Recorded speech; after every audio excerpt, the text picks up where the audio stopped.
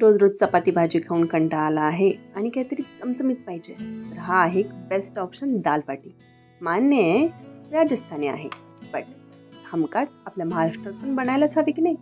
सोपी easy recipe मी दाखवत आहे. ह्यासाठी गव्हाचे पीठ 2 बाउल, अर्धा पाऊल रवा, हळद, ओवा, मीठ आणि तूप हे सगळं मिक्स करून व्यवस्थित अशी मुठी बंद होईल असे पीठ मिक्स करून घेऊन त्यात पाणी घालून हे व्यवस्थित मळून ठेवायचे. ते 15 मिनिटांनी आपण ह्याचे छोटे छोटे असे गोळे घ्यायचे.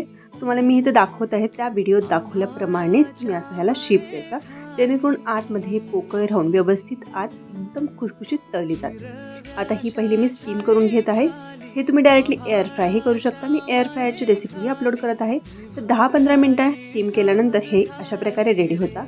हे रेडी झाल्यानंतर ह्याला आपण कट करून घ्यायचे असे 4 भागामध्ये. आता हे सर्व मी 4 भागात कट करून घेतलेले आहे आणि आता हे तेलात मी तळून घेत आहे.